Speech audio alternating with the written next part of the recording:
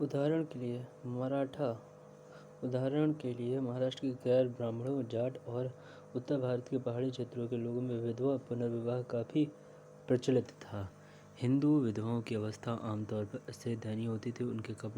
उसके कपड़े, भोजन, आने जाने आदि सब प्रकार के प्रतिबंध होते थे। सब प्रकार के प्रतिबंध होते थे। आमतौर से आशा की जाती थी कि वह सांसारिक सुखों को त्याग दे। आमतौर पर यह आशा की जाती थी वह सांसारिक सुखों को त्याग दे और अपने पति या भाई के परिवारों के सदस्यों की निस्वार्थ सेवा करेगी। वह अपने ससुराल या मायके में रह सकती थी।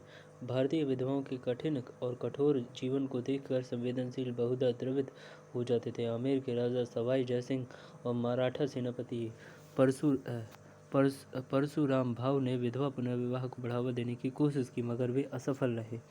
18वीं सदी के दौरान सांस्कृतिक दृष्टि से भारत में दुर्बलता के लक्षण दिखाई पड़े थे। बेशक पिछली सदियों से सांस्कृतिक निरंतरता कायम रखी गई,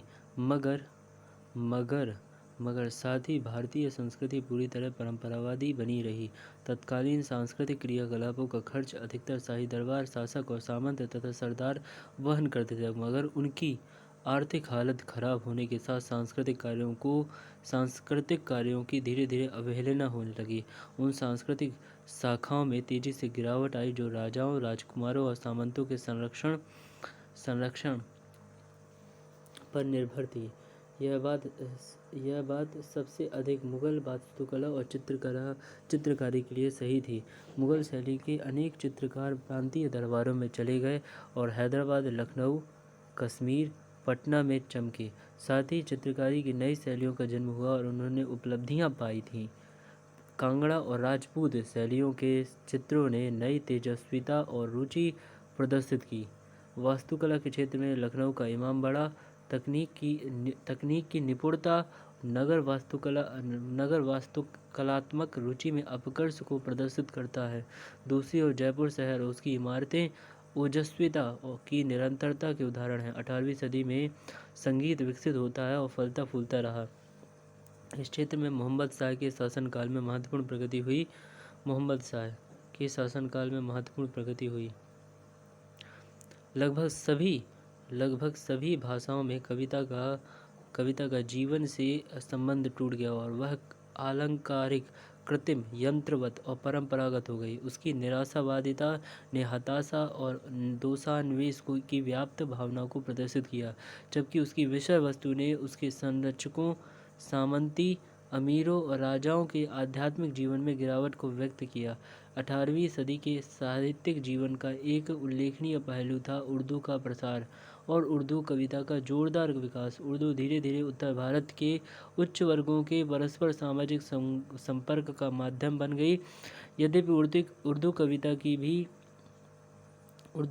की भी वे ही कमजोरियां थीं जो अन्य भारतीय भाषाओं के समसामयिक साहित्य की थीं।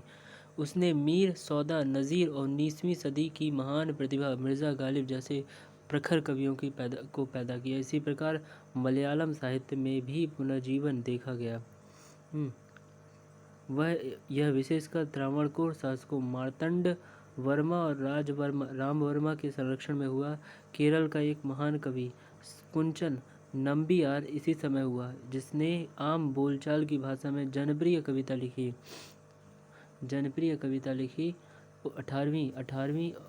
18वीं सदी के केरल में कथाकली साहित्य, नाटक और नृत्य का भी पूर्ण विकास हुआ। अनोखी वास्तुकला, भित्ति चित्र वाला पद्रमनाभना राजप्रसाद भी 18वीं सदी में बनाया गया। तायुमानवर 1706 से 1744 तमिल में 70 का एक उत्कृष्ट प्रवर्तक था। अन्य 70 कवियों की तरह इसने मंदिर शासन तथा जाति प्रथा की कुरीतियों का विरोध किया। असम में साहित्य अहम राजाओं के संरक्षण में विकसित हुआ। गुजरात के एक महान गीतकार दयाराम ने 18वीं सदी के उत्तरार्ध के दौरान अपनी रचना लिखी। पंजाबी के मशहूर प्रेम महाकाव्य हीर रांझा की रचना वारिस शाह ने इसी काल में की। सिंधी साहित्य के लिए 18वीं शताब्दी विशाल उपलब्धियों की अवधि थी। इसी दौरान शाह अब्दुल लतीफ़ ने अपना प्रसिद्ध कविता संग्रह रिसालो रचा। सचल और सामी इसी शताब्दी के अन्य महान सिंधी कवि थे। भारतीय संस्कृति की मुख्य कमजोरी विज्ञान के क्षेत्र में थी। सारी 18वीं शताब्दी के दौरान भारत पश्चिम देश से विज्ञान और प्रौद्योगिकी टेक्नोलॉजी के मामले में काफ़ी पिछड़ा रहा। पिछले 200 वर्षों से पश्चिम यूरोप में एक वैज्ञानिक और आर्थिक क्रांति चल रही थी, जिससे आविष्कारों और अनुसंधानों की बाढ़ सी आ गई थी। वैज्ञानिक दृष्टिकोण धीरे धीरे पाश्चात्य मस्तिष्क पर हावी होता जा रहा था और यूरोपीय दार्शनिक, राजनीतिक और आर्थिक दृष्टिकोण तथा यूरोपीय संस्थानों में क्रांति लाता जा रहा था। दूसरी तरफ भारतीय, जिन्होंने पुराने जमाने में गणित, प्राकृतिक विज्ञानों के क्षेत्र में महत्वपूर्ण योगदान दिए थे, कई शताब्दियों से विज्ञान की उपेक्षा करते आ रहे थे। भारतीय मस्तिष्क अभी भी परंपरा से बंधा था। सामंत और आम जनता दोनों काफ़ी अंधविश्वासी थे। भारतीय करीब करीब पूरी तरह पश्चिम में प्राप्त वैज्ञानिक, सांस्कृतिक, राजनीतिक और आर्थिक उपलब्धियों से अनभिज्ञ थे। यूरोप में चुनौती का जवाब देने में वे असफल रहे। 18वीं शताब्दी के भारतीय शासकों ने लड़ाई के हथियारों और सैनिक प्रशिक्षण की तकनीकों को छोड़कर किसी भी पश्चिमी चीज़ में बहुत कम दिलचस्पी दिखाई। टीपू सुल्तान को छोड़कर वे सभी मुगलों और 16वीं-17वीं सदी के दूसरे शासकों से विरासत में प्राप्त विचारधारात्मक उपकरणों से संतुष्ट थे।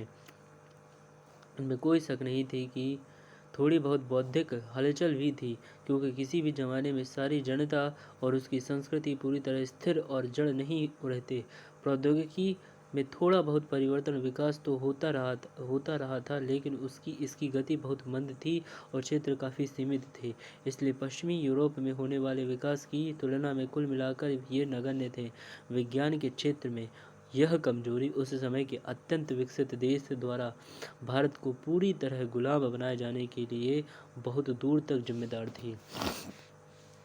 विज्ञान के क्षेत्र में यह कमजोरी उस समय के अत्यंत विकसित देश द्वारा सत्ता और संपदा के लिए संघर्ष, आर्थिक पतन, सामाजिक पिछड़ापन, सांस्कृतिक जड़ता ने भारतीय जनता के एक बड़े भाग के चरित्र बल पर गहरा और नुकसानदेह असर डाला।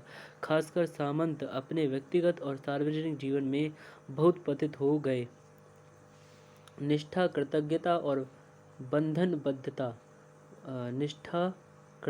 और वचनबद्धता के सद्गुण स्वार्थ की प्रमुखता होने के कारण खत्म हो गए।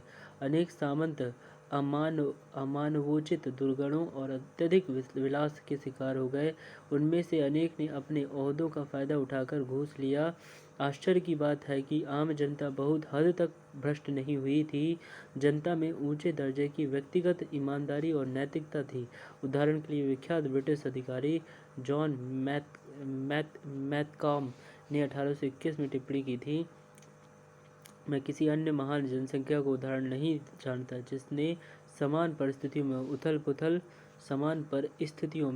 पुथल और निरंकुश शासन के इस तरह के काल में इतने सद्गुण और खूबियों को संजोए रखा हो, जहाँ के अधिकांश देशवासी में पाई जाती है। खासकर उसने चोरी, मदासक्ति और हिंसा जैसे आम दुर्गुणों के अभाव की प्रशंसा की। इसी प्रकार कॉनफर्ड नामक एक अन्य यूरोपीय ने लिखा, नैतिकता में उनके नियम उदार है, सत्कार और परोपकार में उनमें न केवल जोरदार रूप से भरा पड़ा है, बल्कि मेरा विश्वास है कि उन्हें कभी भी उतने व्यापक रूप से व्यवहार में नहीं देखा जाता जितना हिंदुओं में।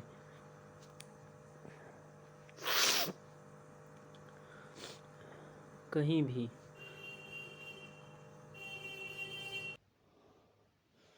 खासकर उसने चोरी, मदासक्ति और हिंसा जैसे आम दुर्गुणों के अभाव की प्रशंसा की। इसी प्रकार कानवर्ड नामक एक अन्य यूरोपीय ने लिखा, नैतिकता और उनके नियम उदार है। सत्कार और परोपकार उनमें न केवल जोरदार रूप से भरा पड़ा है, बल्कि मेरा विश्वास है कि उन्हें कहीं भी इतने व्यापक रूप से व्यवहार में नहीं देखा जाता जितना हिंदुओं में। हिंदू और मुसलमानों में मित्रतापूर्ण संबंध 18वीं सदी के जीवन की एक बड़ी विशेषता थी। यद्यपि तत्कालीन सामंत और सरदार आपस में अनवरत लड़ते रहे, उनकी लड़ाइयाँ और उनके गठजोड़ विरले ही धर्म के भेदभाव पर आधारित थे। दूसरे शब्दों में उनकी राजनीति मूलतः धर्मनिरपेक्ष थी। असल में देश के अंदर शायद ही सांप्रदायिक कटुता या धार्मिक असहिष्णुता थी। छोटे सभी लोग एक दूसरे के धर्म की इज्जत करते थे और देश में सहिष्णुता यहाँ तक कि मेलजोल की भावना व्याप्त थी। हिंदू और मुसलमानों के पारस्परिक संबंध भाईचारे के थे। यह कथन विशेषकर गांवों और शहरों की आम जनता के लिए सही था, जो धर्म के भेदभाव का ख्याल किए बिना एक दूसरे के सुख दुख में पूरी तरह हिस्सा लेती थी। हिंदू और मुसलमान गैर धार्मिक क्षेत्रों जैसे सामाजिक जीवन और सांस्कृतिक कार्यों में परस्पर सहयोग करते थे। एक मिश्रित हिंदू मुस्लिम संस्कृति, असमान तौर तरीकों तथा दृष्टिकोण का विकास बेरोक-टोक जारी रहा। हिंदू लेखकों ने बहुधा फारसी में लिखा और मुसलमान लेखकों ने हिंदी, बांग्ला और अन्य देसी भाषाओं में लिखा। मुसलमान लेखकों की विषय वस्तु बहुधा हिंदू सामाजिक जीवन और धर्म जैसे राधाकृष्ण, सीताराम और नल दमयंती होती थी। उर्दू भाषा और साहित्य के विकास ने हिंदू और मुसलमानों के संपर्क का नया क्षेत्र प्रस्तुत किया। धार्मिक क्षेत्र में भी हिंदुओं के बीच भक्ति आंदोलन तथा मुसलमानों में सूफी मत के प्रसार के फलस्वरूप पिछली कुछ शताब्दियों से जो पारस्परिक प्रभाव और सम्मान की भावना विकसित हो रही थी, वह बढ़ती रही। बड़ी संख्या में हिंदू मुसलमान सिद्धों की पूजा करते थे और अनेक मुसलमान भी हिंदू देवताओं और संतों के प्रति सम्मान श्रद्धा रखते थे। मुसलमान शासक, सामंत और जनसाधारण ने खुशी से हिंदू त्यौहार जैसे होली, दिवाली और दुर्गा पूजा में भाग लिया। इसी तरह हिंदुओं ने मुहर्रम के जुलूसों में हिस्सा लिया। हिंदू अधिकारी और जमींदार दूसरे मुस्लिम त्यौहार में आगे रहते थे। अजमेर में शेख मोइनुद्दीन चिश्ती के पवित्र स्थान की वित्तीय मदद मराठा लोग भी किया करते थे। नागौर के शेख साहुल हामिद के पवित्र स्थान की मदद तंजौर के राजा किया करते थे। हम पहले देख चुके हैं कि टीपू श्रृंगेरी के मंदिर तथा अन्य मंदिरों को भी आर्थिक मदद दिया करता था। यह उल्लेखनीय बात है कि 19वीं सदी के पूर्वार्ध के सबसे महान भारतीय राजा राम मोहन राय हिंदू और इस्लामी दार्शनिक तथा इस बात पर भी गौर किया जाना चाहिए कि धार्मिक संबद्धता ही सांस्कृतिक। देखो हम लोग कहाँ पर थे। 19वीं सदी के पूर्वार्ध के सबसे महान भारतीय राजा राम मोहन राय हिंदू और इस्लामी दार्शनिक तथा धार्मिक सिद्धांतों के समान रूप में प्रभावित थे।